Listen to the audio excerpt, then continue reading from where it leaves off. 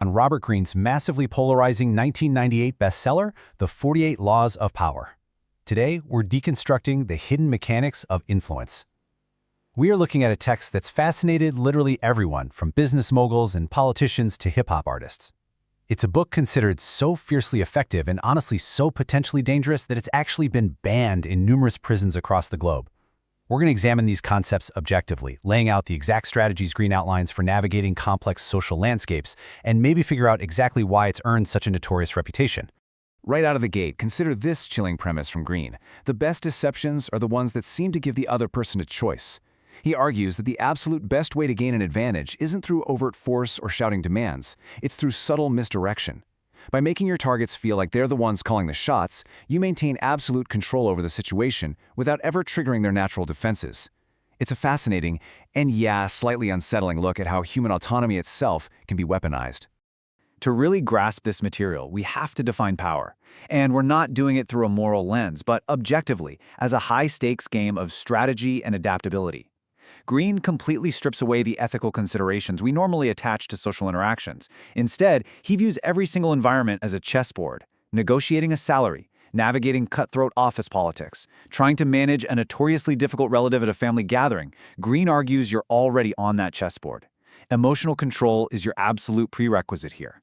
Mastering your own emotions while quietly understanding the hidden desires of others, well, that's exactly how the game is played. Let's dive right into Pillar 1, the art of illusion, managing perception. This brings us to one of Greene's most famous rules. Law 4, always say less than necessary. The text heavily emphasizes this economy of words. It operates on a pretty simple principle. The less you reveal, the more powerful and intimidating you appear. Why is that? Because silence projects absolute self-control. The more you talk, the more likely you are to say something foolish or accidentally reveal your true intentions. By keeping it concise, the few words you do choose to say naturally carry far more weight and authority. Picture yourself in a high-stakes negotiation. You state your terms clearly, and then you just stop talking. In their absolute rush to break that deeply uncomfortable silence, the other party will very often just negotiate against themselves. It's wild, but it brilliantly illustrates how brevity prevents you from revealing too much, leaving others to nervously fill the gap. When you use strategic pauses and resist the urge to overshare, people naturally project their own anxieties into that empty space, completely tipping the scales to your advantage. And silence doesn't just protect you, it actually builds an aura of mystery. That leads us right into Law 5, outlining the steps to cultivate an enigma around yourself to elevate your status. In a world where people are constantly broadcasting their every single thought, being genuinely mysterious creates this magnetic intrigue. It's a delicate balance, right? You practice selective silence, leave certain things unexplained, and drop little hints at hidden depths. You want to strike the perfect ratio between being fascinatingly intriguing and avoiding looking totally aloof. Think about it. Humans crave patterns. We have a fundamental need to see predictability and familiarity in other people's actions because it gives us a comforting sense of safety. But Greene in Law 17 says, break the pattern, turn the tables. By deliberately injecting calculated chaos and unpredictability into your routines, like acting exceptionally kind one moment and totally distant the next, you keep everyone completely off balance. When they literally cannot anticipate your next move, they get cautious and you maintain the upper hand. Moving on to Pillar 2, strategic maneuvering, manipulating circumstances. So, are you really making your own decisions?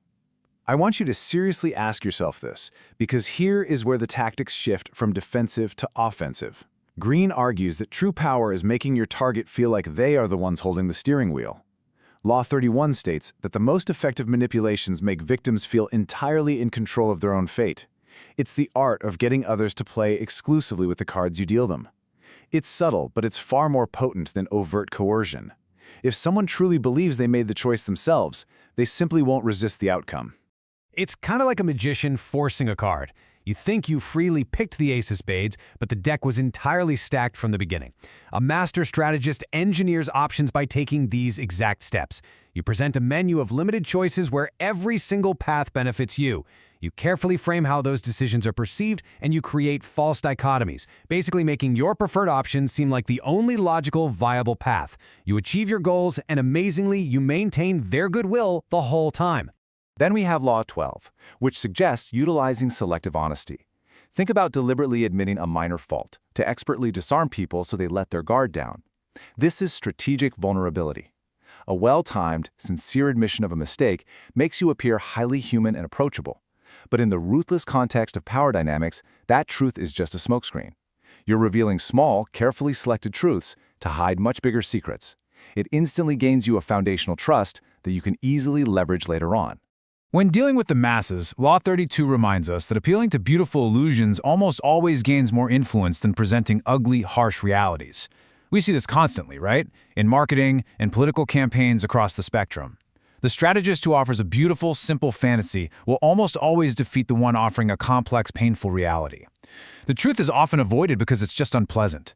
By identifying people's hidden desires and crafting a compelling narrative that offers a comforting escape, you gain influence far more easily than by confronting anyone with a difficult truth.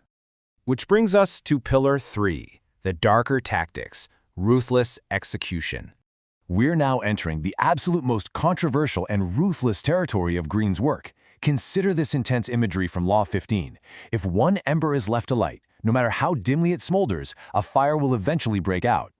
This law dictates that any feared adversary must be crushed completely, leaving absolutely zero room for future retaliation. The text points to stark historical examples, noting that half measures against enemies always lead to disastrous future problems. By completely neutralizing threats and showing absolutely no mercy to defeated foes, you create a total deterrence that discourages any future opposition. Greene also suggests that everyone has a thumbscrew, a hidden insecurity, a childhood wound, or maybe a secret vice. This concept from Law 33 focuses on surgically targeting and exploiting these vulnerabilities for absolute control. He argues that everyone, no matter how powerful they appear, has a gap in their castle wall. By observing carefully, listening actively for what brings them secret pleasure or sudden anxiety, and gently testing their boundaries, a strategist can identify this exact vulnerability and use it to influence or control that person. You can also cement your dominance by following Law 11, actively keeping people completely dependent on you. If you're the only person in the office who knows how to operate a critical software system, or you hold the key client relationship, you can never be easily discarded. To maintain your own freedom and independence, you literally have to ensure that you are always needed. You achieve this by developing highly unique skills and creating immense information asymmetry, basically hoarding crucial knowledge so others simply cannot function without you. All right, let's step back and look at the verdict, an ethical dilemma. Despite, or honestly maybe because of its incredibly ruthless reputation, the book holds a 4.11 out of 5 average from over 100,000 ratings across major platforms. That number is just fascinating. It's a true testament to our collective fascination with the darker sides of human psychology. It reflects a massive, global audience that is deeply captivated by the material, yet remains incredibly polarized on its actual, real-world application and moral implications. The divide is pretty stark. On one hand, supporters praise its practical understanding of human dynamics. They find the historical anecdotes highly engaging and argue that understanding these laws is an absolute requirement for navigating complex social and political landscapes. On the other hand, critics strongly condemn it. They argue it promotes manipulative, deceitful, and purely selfish behavior, lacking any fundamental moral grounding and ultimately encouraging highly toxic environments. We're simply laying out what the text says and how it's received, letting those two perspectives stand side by side. So the crucial point we want to leave you to ponder today is this. How do you view this information? Is this a manual for your own unchecked ambition and advancement? Or is it a defensive shield, utilized as a survival guide to recognize when these exact tactics are being actively used against you? The answer, it seems, depends entirely on the hands that hold the book. Keep questioning the dynamics around you, and we'll see you next time.